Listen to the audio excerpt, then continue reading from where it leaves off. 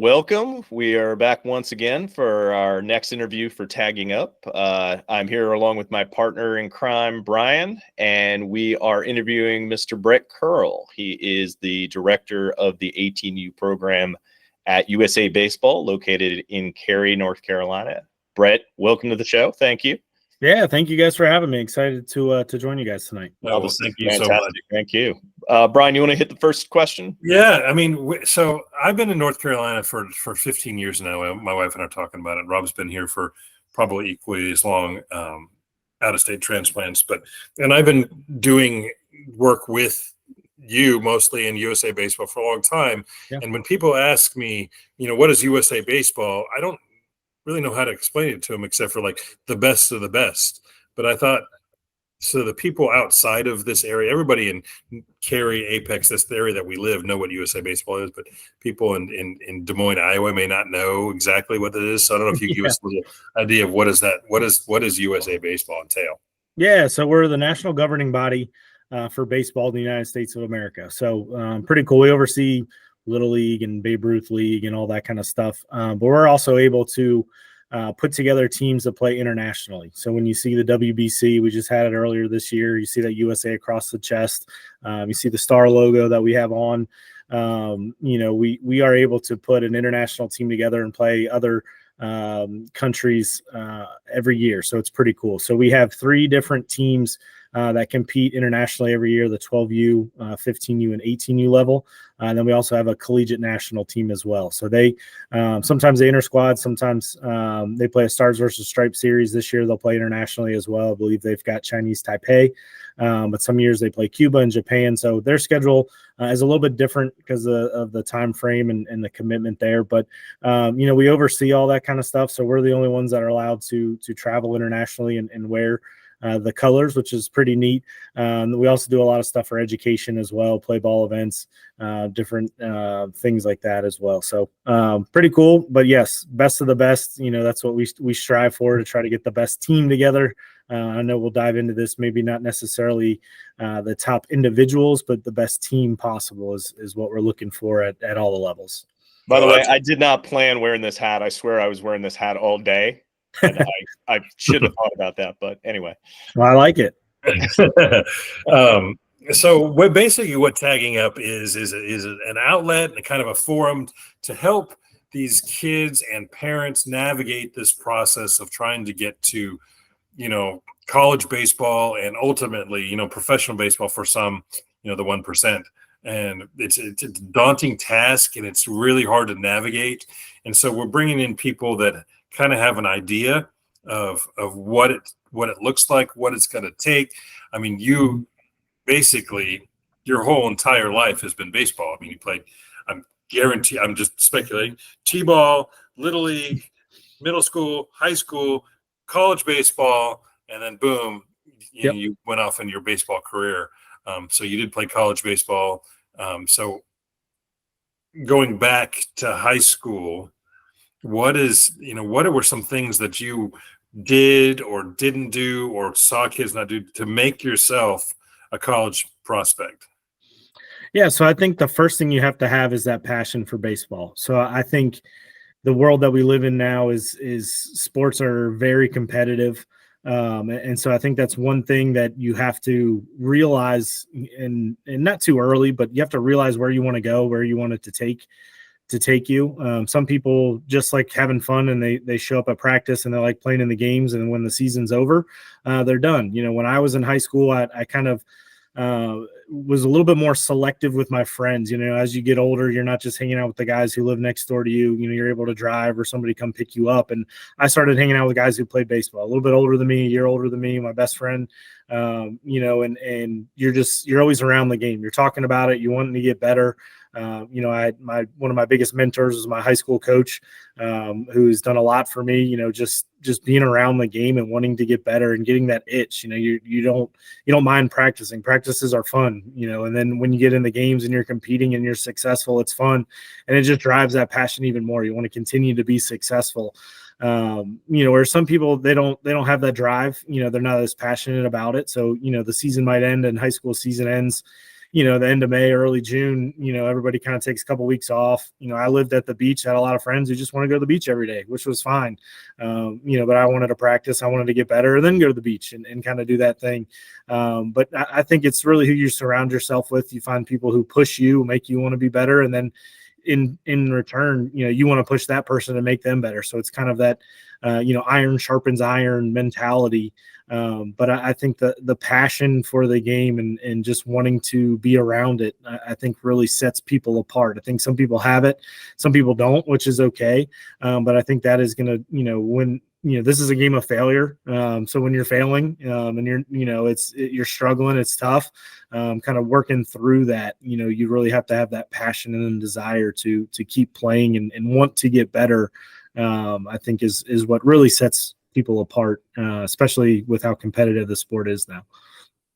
Well, that's a great answer. So you get through high school, you get your college offers, you choose to go to the University of Maryland. What was that like? Because my point was with the other two kids that we talked to today were, a lot of these high school kids, to illustrate your thing, they want to go to the beach, they want to do this thing. They all think they get to the college and they wake up, they go to class, then they take BP, and then they go hit bombs on Friday night. It's not the case. Nope. The minor league kid that we talked to earlier today he gets to the ballpark at 7 a.m. and spring training opened somewhere around Valentine's Day, and he was there January 7th. Yeah. And we talked to Lucas Schramm, who was one of your PDP guys, that he starts his day off in class, and then lunch, and then practice, and then private, then kidding groups, and then practice again, and then tutor, and then tutor. His day ends at like 10 p.m. So what was it like for you at Maryland? Yeah, so I was getting to Maryland. I was a little bit of a late bloomer. I got hurt my sophomore year in high school. I actually broke my hip.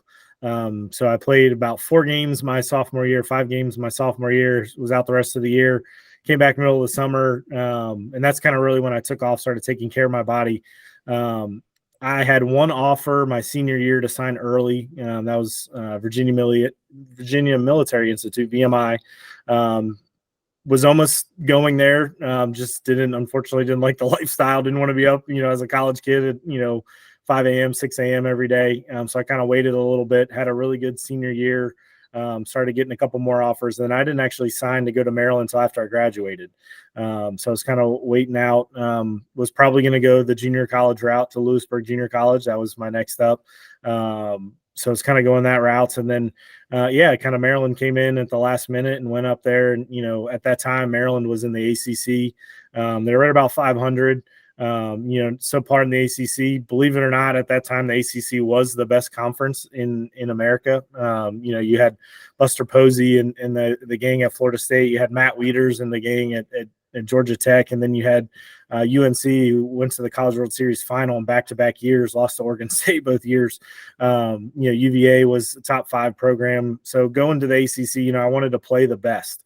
And so when I got to campus, there was it was very different. It's very, Brian, you touched on it, get up, go to class. I was in kind of my own world for a little bit, and it took me a while, pretty much a semester, to figure it out. I didn't have any friends there.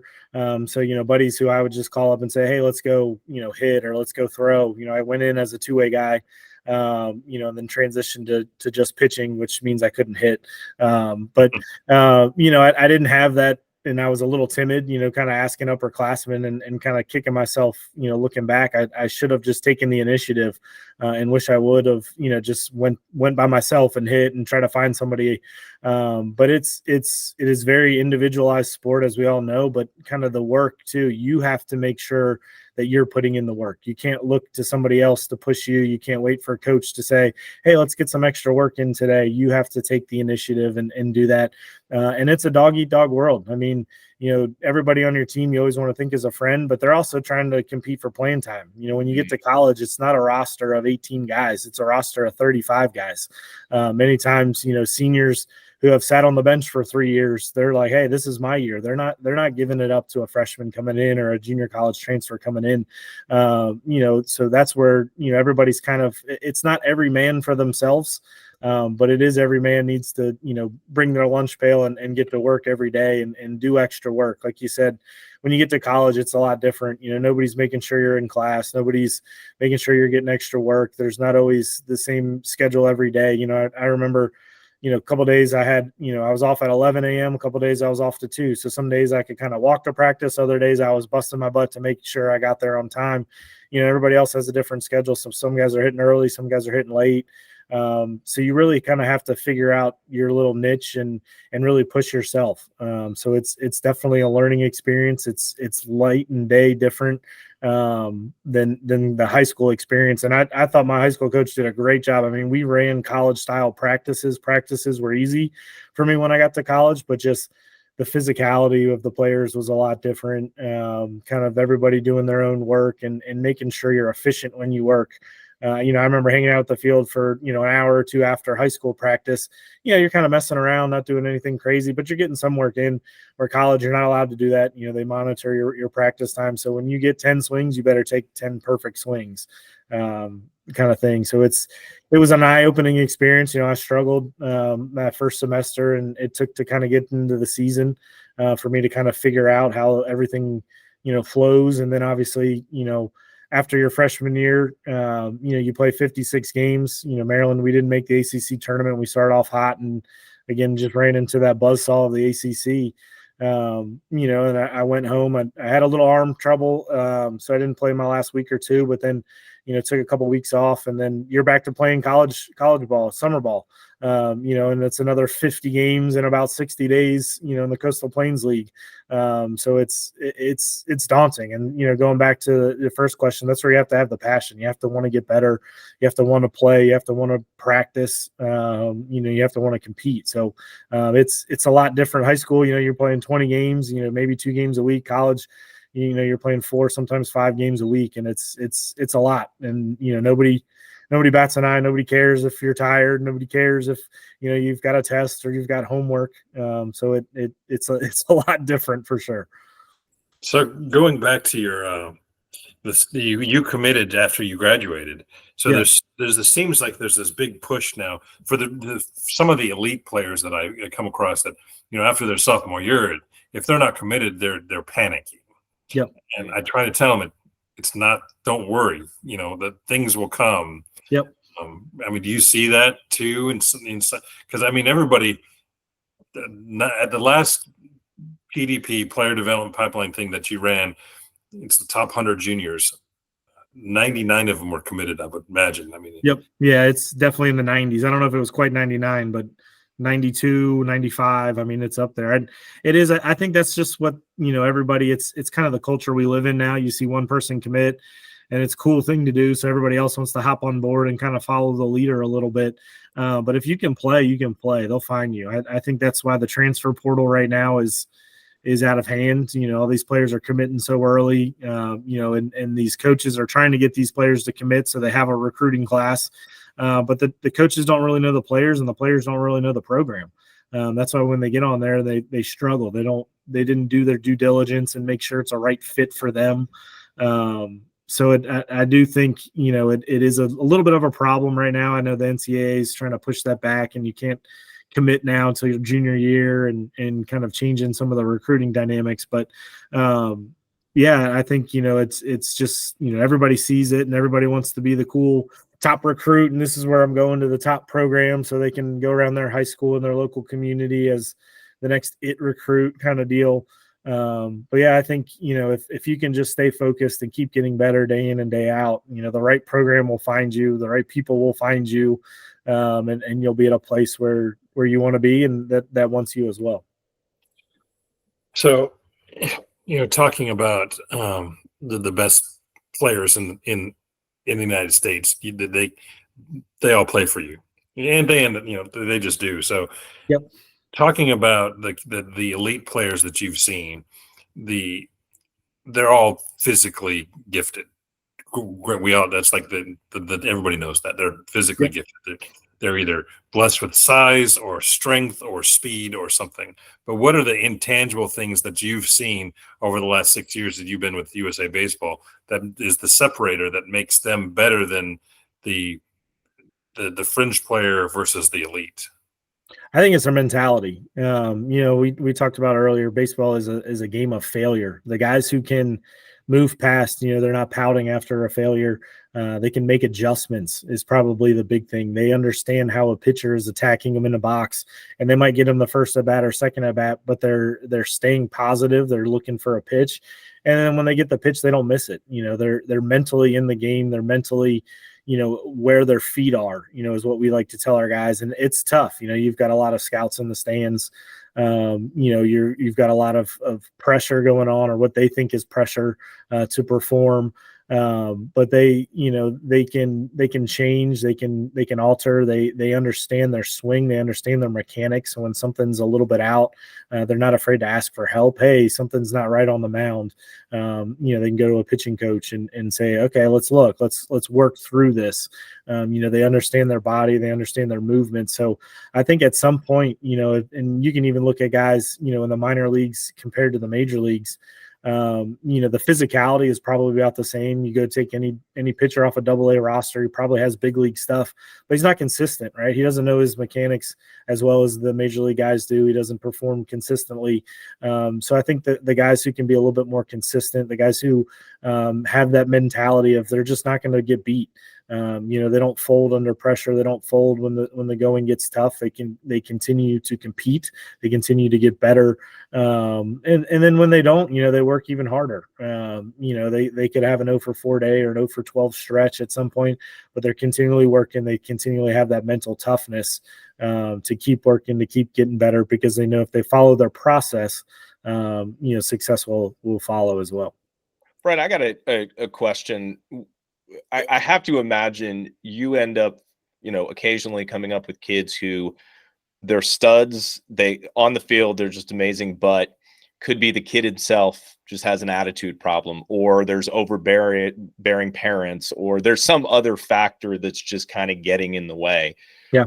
Is that something, at USA, or even, if you found with college coaches, is that something that's workable, or is that just kind of a doesn't matter how good the numbers are, if you've got a parent who's just not, can't keep it under control or whatever it may be, it's just kind of a stop sign for you? Yeah. So parents are a little bit different. Sometimes, when we travel internationally, it makes it a little bit easier. We were just in Taiwan, so about half the parents came. We travel with security that MLB sends us, so we can kind of get the kids away from the parents a little bit. It is a headache sometimes. It is a red flag for sure. I know some programs don't have that luxury, but yes, we always talk about selecting the right 20 guys for us, not the best 20 guys. And every year there are a handful of guys who the scouts, they shake their head and they're going, what are they doing? How did they not select this guy? It's because he wasn't the right guy for the team. We want to win a gold medal. We're not necessarily finding the best 20 prospects, major league prospects at the time. We need guys who compete, who have that edge, glue guys. Only 9 guys can play at a time, 10 if you count the DH. So that leaves 10 guys that are on the bench. And, if you're not in, if you're not rooting for your teammates, if you're not pulling the rope in the same direction, we can't take you overseas, and then the off-field stuff is another thing. We don't want to cause an international incident. A couple years ago when I was with the 15U guys, we had, 2 nights before cut night, we had a big food fight. Kids were up at 3 a.m. We had broken TVs, graffiti on bed pillows and covers and all that kind of stuff. And, there's a handful of players who took themselves right out of contention. They were probably going to be on the team. But, we couldn't take that internationally and have an incident like that happen. So yes, people can definitely, off the field, take themselves out of the running. And I think it's red flags for college programs. It's red flags for, big league programs, minor league guys. And I think, everything that people do now is under a microscope. Everybody's watching. People want to know, what's going on, what you're doing. It may be a little bit easier for a college program or a big league program to take some of these guys. They have some more systems in place. They're with the guys longer. If they know about it, they can, get ahead of it. Whereas us, we're playing internationally. We play 9 games usually in 10 days to try to win a gold medal. So we are such a quick turn around to find the guys who are hot right now, who guys who are, good teammates, who are good character guys, good USA guys, as we call them, to take those guys and go and win a gold medal. So that's our job right then and there. But, there are some guys where you could say, hey, this guy's a really good prospect, didn't quite fit for us right now, but in the long term, he's going to be a stud, moving forward. So I guess that is a unique challenge you have, is you don't have any time for these kids to gel. You need to make sure they gel from day one. That's really, that's a challenge. Just, oof, yeah.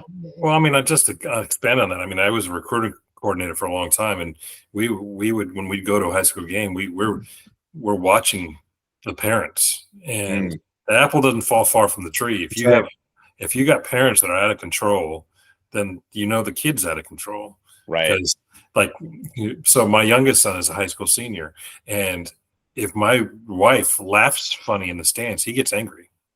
We're not allowed to make noise, but I see on the flip side, because you have the kids that could have to police the parents, and it shouldn't be that way. And I know that if you look at the pool of talent in high school, it's such a big pool that if I have two, player A and player B, and they're both equal talent, player B's parents might be a problem. I'll just pass because I got player A, and C, D, and E that are all going to be equal talent. It's just not worth the time. Yeah. It's funny. Years ago, I used to be a host. I was a host family for Tournament of Stars. Yeah. And we had a dad who, because I'd be at the ballpark anytime the kid played. I knew the dad was in town because he told me he'd be in town. I barely ever saw this guy. He would stand all the way over by the entrance because he did not want to be a liability to his kid. And it's not like he was loud or boisterous or like he wasn't going to make a big deal, but he's like, there's so many parents who are screwing stuff up for their kid. He's like, I want to be the opposite. And it's not like his kid cared if he was in the front row or not. He just didn't want to be seen. He's like, I'll be all the way back here. It's like, you can sit in the front row because you're not the parent. Nobody cares who you are. Oh yeah. When my oldest son was playing recreation baseball, he was 9 years old. I'd worked at San Diego State for Tony Gwynn. And so I called Coach Gwynn and said, Coach, how did you watch Anthony play? His son, Anthony, played at San Diego State and then played and made it to the big leagues. I said, how do you watch Anthony play Little League baseball when knowing all those coaches are idiots? And he got a little profane and a little upset with me and he says, you watch your mouth, because if you're not going, unless you're going to get your ass out there, your kid's only playing baseball because of those idiots. So give them some rope. And he goes, now with that being said, they're all idiots. He goes, however, the only way that a baseball dad can watch a game is to separate himself from the crowd. So he goes, I would go to the games to watch Anthony when I could, and I would sit behind the left field fence by myself. And San Diego people loved him, so they respected him. They would just leave him alone. And I mean, he was the best player in Padres history. They would just leave him alone. So that's how I had to go watch games. And to this day, it's like my son who's a senior went to his game the other day, and I'm out of sight from all the other parents because I don't want to listen to them, because especially my wife, she knows more about baseball than I do, and she's very free to tell me what the coaches should be doing, and I just don't want to hear it. So, but I agree. There's a lot of kids, a lot of parents now that hinder their children from being able to get to where they want to be because they're too involved. And too vocal. They just need to let the kids enjoy the game and let the coaches handle the game. My oldest son is playing college baseball, and I've had conversations with their coaches, and I say, look, he's not my problem. He's your problem now. So play him, don't play him, do whatever. You're the coach. Yeah. You will never hear from me. Yeah. I will never call you. And they're like, no, you should call me. And I will never call you. So, so going back, and we asked this question of everybody: So you had a good high school career, except for your injury, and you played college baseball. And now you've been with USA Baseball for 6 years. And before that, you were with Ripken Baseball. So your whole life is baseball. Yep. Now that you're super old, what would you tell that skinny little 14-year-old punk named Brett Curll back in Virginia Beach, if you could tell him something? Oh, I'd put together a workout routine, try to get physical. No, I would just say keep working. Keep trying to get better. It's a tough game, but keep your head up, keep your chin up. Even when times are tough, just keep working. Stay positive, stick to your processes, stick to your plan. Baseball is, it's a marathon. It's not a sprint, especially when you're, 13, 14, 15 years of age. Some guys, a lot of guys that we have, and I'll use our kind of a 12, 15, 18, then college teams as a kind of a roadmap. Not every 12-year-old makes the 15U team. Not every 15U makes the 18U team. I don't know how many guys have made the 12U and the 18U team. It's not 100%. It's probably not even 50%. So you never know when you're going to kind of peak. So just keep working. Some guys have to go the junior college route. Some guys go the D2, D3 route. Some guys go to a mid-major. Some guys go to the Power 5 program and continue to get better. You look for the kid, at Wake Forest right now. Seaver, he was at a D2 school last year, and now he's batting third or fourth for Wake Forest, number 1 team in the country. Was on the collegiate national team last year. So keep working, stick to your processes. You never know when you're going to pop. An example that some of our coaches like to use. When you pop a bag of popcorn, not every kernel pops at the same time. Some pop early, some pop later. So if I could go back, I would just say, keep working, keep getting better, and keep having fun with it, because that'll make you want to work even more. So that what you just said kind of struck a chord, because I deal with a lot of kids and moving them on to college. And this nowadays, there's this mentality of D1 or bust. Yeah. I got to go D1, and then they're going to like the worst D1 team in the country, where we had my oldest son started at junior college, and they were a pretty good junior college, and they just 3 months ago just beat the snot out of a D1 program in fall ball. And there's a bunch of D2 schools right now that could be playing in Power 5 conferences. Absolutely. Yeah. North Greenville would probably be a top 25 team in the country if they were Division I, because they're that good. They're D2. And then Gaston Junior College, they're half their roster are Power 5 D1 bounce backs. Yeah. It's like, what is your thought on I mean, do I go to the small, not very good D1, or do I go to the D2, or do I go to D3, or do I go JUCO? Because I'm a big proponent of junior college. Yeah. I'm a big proponent of go where you're going to play. Fall in love with the school, fall in love with the coach and the program, and then go where you're going to compete. There's probably a ton of success stories. I don't know any top of my head of somebody going, actually I do know one. Ryan Zimmerman, I went to the same high school as Ryan Zimmerman in Virginia Beach. He went to UVA when UVA wasn't a baseball powerhouse. They were thinking about cutting the program. Him, a couple other guys, Sean Doolittle, obviously they hit on a couple recruiting classes and really turned that program around, but there's a chance you can do that. There's also a chance you could go to a small or a big time D1 who's not very good and you don't play and you're miserable there. So I think that's why you really have to like the coach, like the program.